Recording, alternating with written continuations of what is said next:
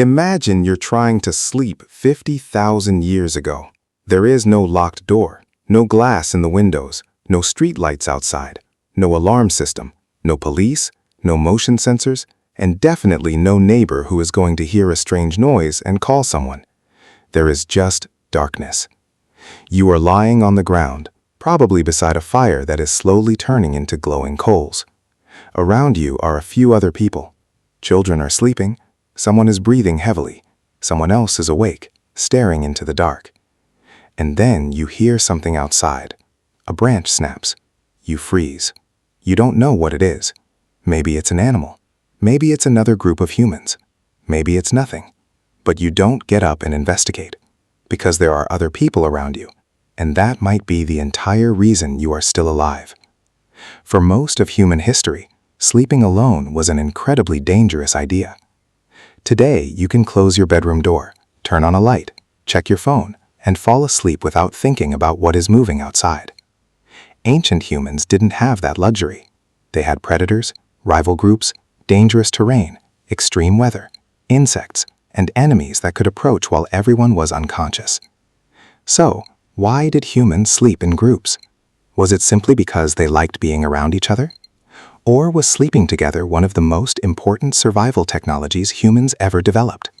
Here's the strange part.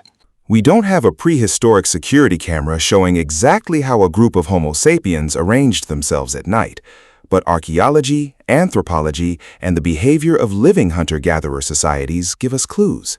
And when you put those clues together, sleeping in a group starts to look less like a social preference and more like a biological strategy. Think about what sleep actually does to you. For several hours, your ability to respond to the outside world is dramatically reduced. You aren't watching the horizon, you're not listening carefully to every sound, you're not holding a spear ready for an attack. You're unconscious. That creates a huge problem for an animal that lives in a dangerous environment. So the obvious solution is simple. If one person has to sleep, someone else stays awake. And this is where group sleeping becomes interesting. A group doesn't necessarily need everyone awake at the same time. Different people can wake, move, feed the fire, listen for danger, care for children, and then go back to sleep. You can think of it as a primitive alarm system made out of human beings. And humans were unusually good at this because we evolved to live socially. Our ancestors weren't giant solitary predators. They depended on cooperation. Food was shared, children were cared for by multiple adults, information was passed between generations. Dangerous animals could be confronted by several people instead of one. Night simply extended that same system. But there was another problem: fire. If you have ever watched a campfire slowly die, you know what happens. The flames get smaller, the wood turns black, the light disappears, and suddenly everything outside your little circle becomes darkness. For an ancient group, that wasn't just inconvenient. Fire provided warmth, light, a way to cook food, and potentially a barrier against some predators, so someone had to protect it. A person might add fuel before the flames disappeared. Someone might wake up because the fire had become too weak. Another person could take over. This meant the group wasn't just sleeping together, they were maintaining a shared survival system.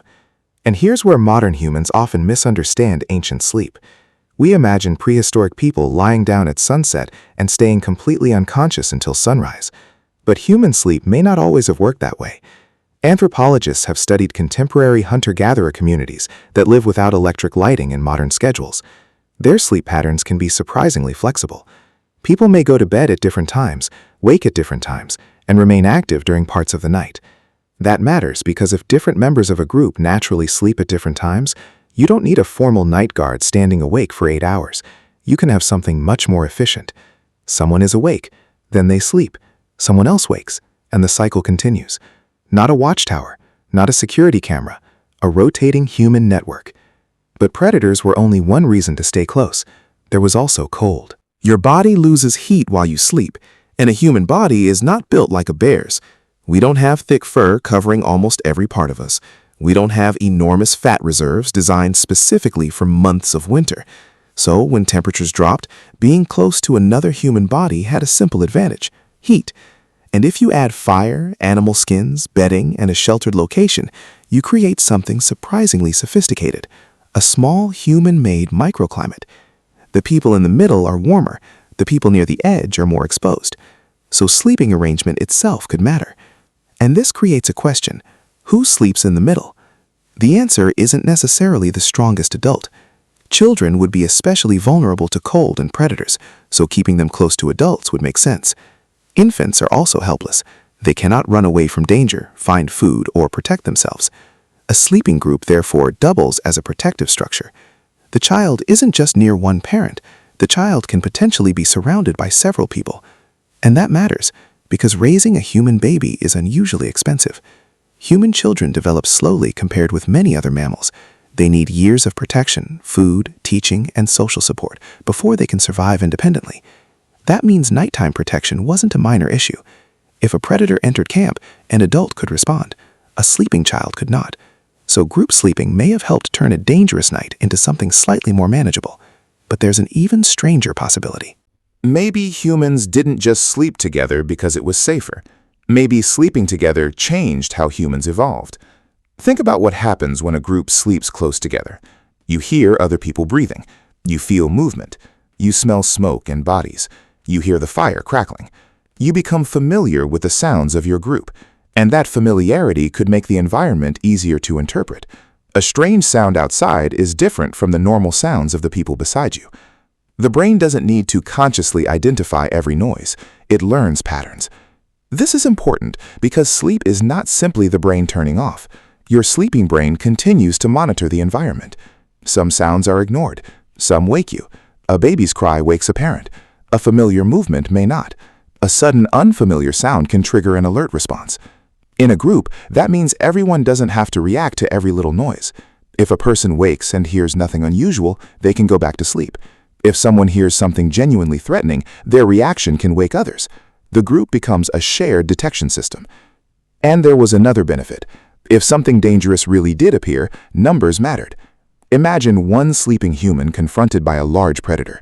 That is a terrible situation. Now imagine 10 or 20 humans waking almost simultaneously. Suddenly, the predator has a very different problem. Humans are physically weak compared with many large predators, but humans have something predators have to take seriously: cooperation. Multiple adults can shout. They can throw stones. They can wave burning branches. They can make the group appear larger than it actually is. And they can defend the vulnerable members of the camp. This is one of the great contradictions of human evolution. Individually, we are not especially impressive.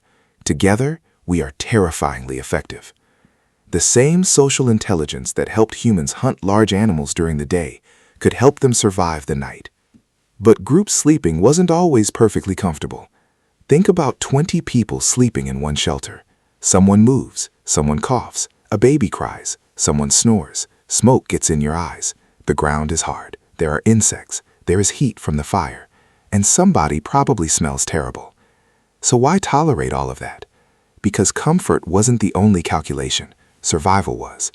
And that tells us something about the ancient human mind.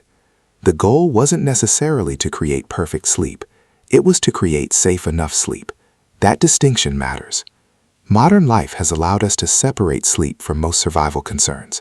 You can control temperature, you can close doors, you can use locks, you can use electric lights, you can call for help, you can set an alarm. Ancient humans had none of these. Their environment was their security system. Their shelter was their protection. Their fire was their light.